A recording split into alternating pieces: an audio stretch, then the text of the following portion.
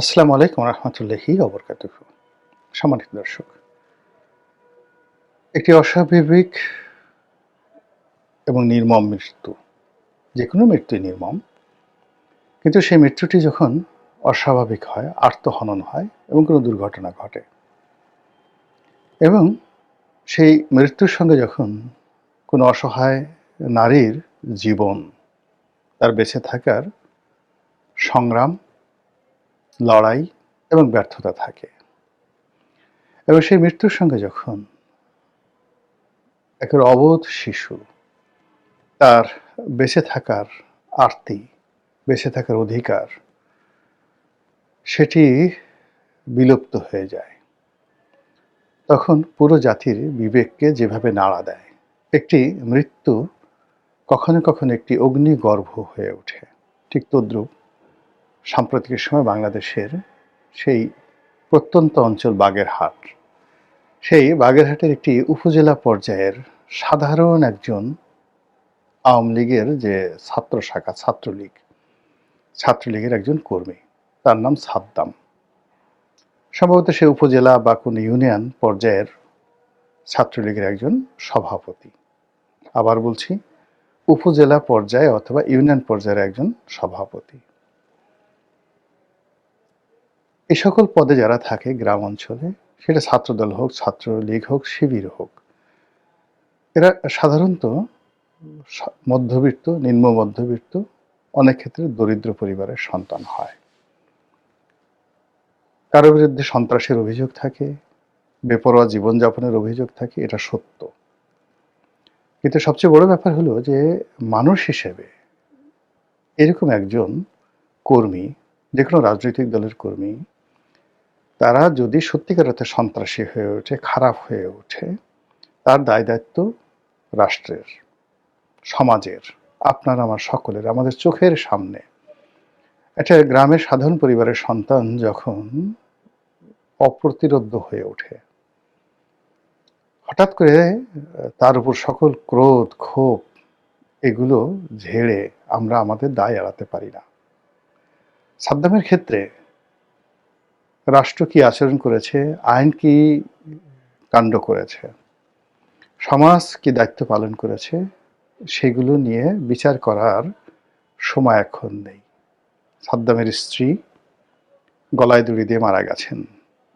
মারা যাওয়ার আগে তার শিশু সন্তানটি ৩ মাস বা এরকম হবে বয়স, তাকেও মেরেছেন। কি নির্মম একটা পরিস্থিতি তৈরি হলে এরকম একটি জঘন্য হত্যাকাণ্ড ঘটতে পারে, তার কিছু দৃশ্য আমি বর্ণনা করছি। সাদ্দাম বয়সে কত হবে? ৩০, ৩২ এরকম বয়সী। আর তার স্ত্রীর বয়স কত হবে?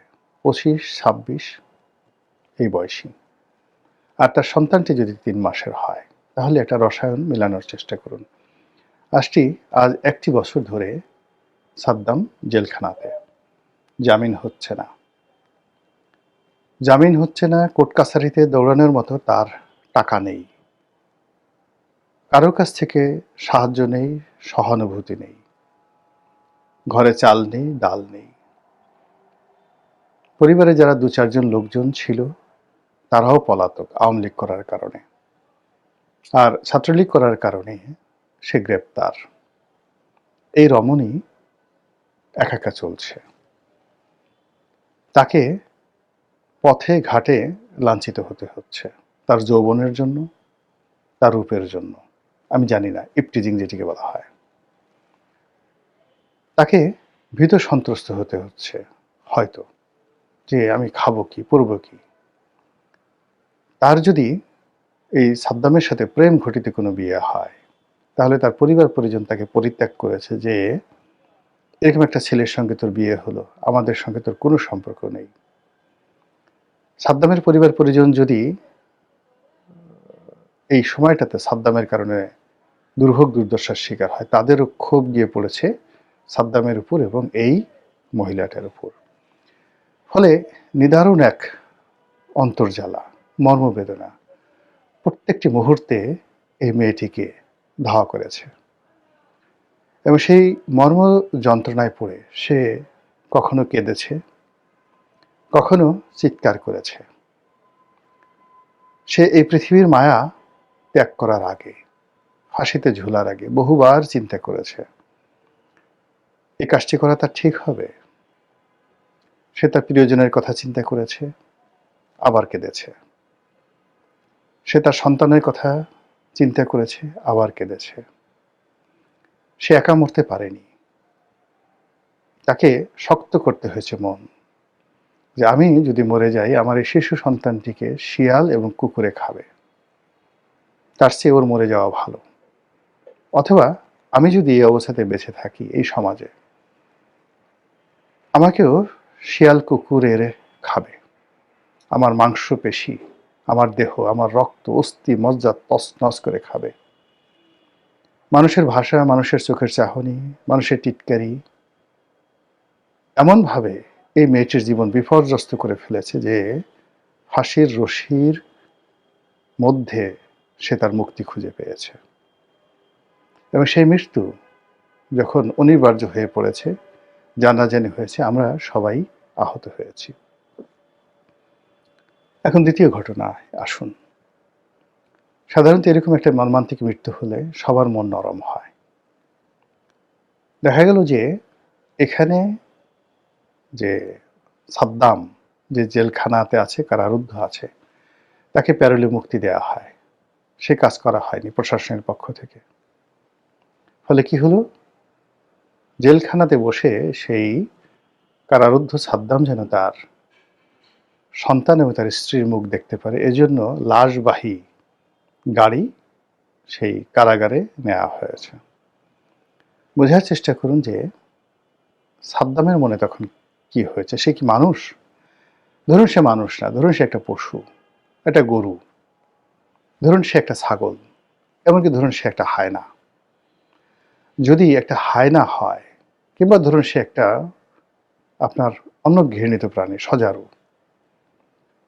আপনি মানুষ হিসেবে, আপনি যদি মানুষ হন, মানুষ হিসেবে কোন একটি গরু, কোন একটি ছাগল, কোন একটি সজারু, কোন একটি ভাল্লুক, যে প্রাণীকে আপনি খুব ঘৃণা করেন, এমনকি একটা শুয়োর, তার শিশু পুত্র এবং তার স্ত্রী, জীবন সঙ্গিনী, তাদেরকে আপনি মারলেন, মেরে সেই লাশ আবার তার সামনে আপনি নিয়ে গেলেন। বলেন তো আপনি কাজ পারবেন কিনা? এবং আপনি দৃশ্য যদি চিন্তা করেন যে একটা পশুর মনে কি ধরনের আবেগ এবং অনুভূতি তৈরি হবে। বহু আগে আমি হংকংয়ে ছিলাম, 91 বা 92 সালে। তখনও বাংলাদেশে আসলে এরকম যে টিভি চ্যানেলগুলো, যেগুলো যেমন ন্যাশনাল জিওগ্রাফিক চ্যানেল, অতটা জনপ্রিয় হয়নি। তো ওখানে রাতে আমি সেই ন্যাশনাল জিওগ্রাফিক চ্যানেল দেখছিলাম। তো সেখানে সারাটা রাত আমি কেঁদেছি। এত কান্না আমার কখনো হয়নি। সে কান্না হলো একটি পুরুষ জলহস্তী তার জীবন সঙ্গিনীকে হারিয়ে ফেলে। হস্তিনীটি মারা যায়। তো এর ফলে সেই পুরুষ জলহস্তিটি যেভাবে কাঁদছিল, যেভাবে তাণ্ডব করছিল, যেভাবে উথাল পাথাল করছিল, ও দৃশ্য দেখার মতো নয়। সারা রাত আমি স্মরণ করেছি এবং এখনো সেই দৃশ্য মনে আসলে চোখ ছলছল করে ওঠে। একটা পশু তার পরিবারের সদস্যের জন্য, তার আপনজনের জন্য কি করে, সেই যে দৃশ্য, সেই দৃশ্যের সঙ্গে যদি আপনি সাদ্দামের দৃশ্য তুলনা করেন, আমাদের সমাজ আমরা কতটা পশুত্বের পর্যায়ে নামিয়ে এনেছি। আইন দ্বারা, নীতি দ্বারা, ভীতি দ্বারা, কথা দ্বারা, অমানবিকতা দ্বারা আমাদের এই রাষ্ট্রটিকে, দেশটিকে আমরা কোন পর্যায়ে নিয়ে গেছি?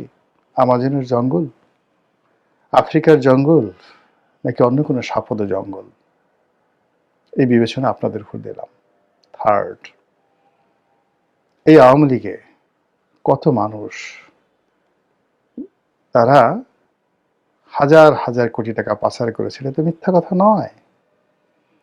কত মন্ত্রী, কত এমপি, কত আমির, কত উমরা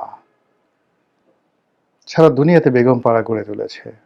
তাদের নিউ ইয়র্কের মতো শহরে স্বর্ণকমল আছে, মানে ওই যে এরশাদ শিকদারের স্বর্ণকমল।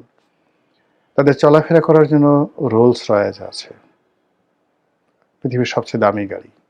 এবং সেই রোলস রয়েস কোম্পানির শুধু গাড়ি নয়, অনেকের ইয়ট পর্যন্ত আছে এই আওয়ামী লীগের নেতাকর্মীদের।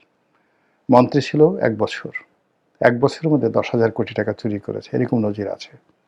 ইংল্যান্ডে পালিয়ে আছে, আমেরিকাতে পালিয়ে আছে। পালানোর আগে হাজার হাজার কোটি টাকা দিয়ে তারা সেখানে তাদের প্রাসাদ গড়ে তুলেছে। ওই বাগেরহাট, ওই এলাকাতে যাদের রাজত্ব ছিল, আওয়ামী লীগের কাদের রাজত্ব ছিল, খোঁজ নিয়ে দেখেন তারা এখন কোথায় আছে। আমেরিকার মতো জায়গাতে শেখ হেলাল আছে, তার ছেলে তন্ময় আছে। ওই একটা পরিবার থেকে ৩ জন এমপি ছিল, ৩ জন না ৪ জন এমপি ছিল। গত ১৫টি বছর ধরে পুরো বাগেরহাট, খুলনা, পুরো এলাকার অঘোষিত মুঘল সম্রাট ছিল তারা। কোনো কিছুর অভাব তাদের নেই। সেখানে যদি এই মেয়েটি অন্য কোনো অভিযোগে আত্মহত্যা করত বা অন্য কোনো সমস্যার কারণে সে ভবলীলার সাঙ্গ করত, সেটা আলাদা ছিল। কিন্তু তার টাকা ছিল না, তার পেটে খাবার ছিল না, অভাব। সেই অভাবের কারণে সে গত ১৭টি মাস টিকতে পারেনি। আমাদের এই ফেসবুকে বলার চেষ্টা করেছে যে ১৭ বছর লুৎফুজ্জামান বাবর জেলখানাতে ছিল, কিন্তু তার স্ত্রীকে মরতে হয়নি। এর কারণ হলো বাবরের টাকা ছিল। আওয়ামী লীগ জমানাতে বহু মানুষ, বিএনপির বহু মানুষ জেলখানাতে ছিল, কিন্তু যারা জেলখানাতে ছিল তাদের পরিবারের কাউকে না খেয়ে মরতে হয়নি। আপনি বলতে পারেন গুম করা হয়েছে, আপনি বলতে পারেন ক্রস ফায়ার দেওয়া হয়েছে, আপনি বলতে পারেন জেলে বছরের পর বছর ঢোকানো হয়েছে, ১০০, ১৫০, ৩০০, ৪০০, ৫০০ মামলা করা হয়েছে। ভালো কথা। যাদের মামলা করা হয়েছে তাদের অর্থনীতির টুটি চেপে ধরা হয়নি, তাদের ঘর থেকে চাল ডাল ছিনিয়ে নেওয়া হয়নি, তাদের গরু বাছুর ছাগল পুড়িয়ে দেওয়া হয়নি, তাদের গরু বাছুর বা গরু ছাগল ধরে নিয়ে জবাই করা হয়নি, তাদের ফ্রিজ থেকে মাংস নেওয়া হয়নি, তাদের বাড়ি ঘরে আগুন লাগিয়ে দেওয়া হয়নি। অত্যাচার করা হয়েছে কিন্তু বেঁচে থাকার অধিকার দেওয়া হয়েছে। অধিকার ছিল, এ সমাজের ছিল, এ রাষ্ট্রের ছিল। কিন্তু একই এ অবস্থা কেন? এরকম কেন? এ কিসের আওয়াজ? এ কিসের যন্ত্রণা? এ কিসের বেদনা? এ কেমন কান্না প্রকৃতিতে, যার ফলে একটি শিশুকে মেরে তারপর জননীকে ঝুলে পড়তে হয়, পৃথিবীর মায়া ত্যাগ করতে হয়। যে পৃথিবীর মায়া সাদ্দামের স্ত্রী ত্যাগ করেছে, সেই পৃথিবী যখন আপনাকে আকর্ষণ করে, সেই পৃথিবীতে যখন আপনি বেঁচে থাকার স্বপ্ন দেখেন, আপনার কি একবারও আজরাইলের কথা চিন্তা হয় না? আপনাকে যদি দেখতো ইতিহাসের সেই বিখ্যাত কথা, সেই বিখ্যাত কথা, কি বিচিত্র দেশ সেলুকাস, আলেকজান্ডারের কথা। আর এরকম ঘটনা যদি আলেকজান্ডার দেখতেন, সেলুকাসকে বলতেন, হ্যাঁ সেলুকাস, তুই মরে যা, তুই মরে যা। এবং এই ঘটনা ঘটবে পৃথিবীতে। কিভাবে ঘটবে? একটা সময় সমস্ত পৃথিবী কিয়ামতের আগে, কিয়ামত যখন হয়ে যাবে, কিয়ামতের পরে সমস্ত জানকাবাজ হয়ে যাবে।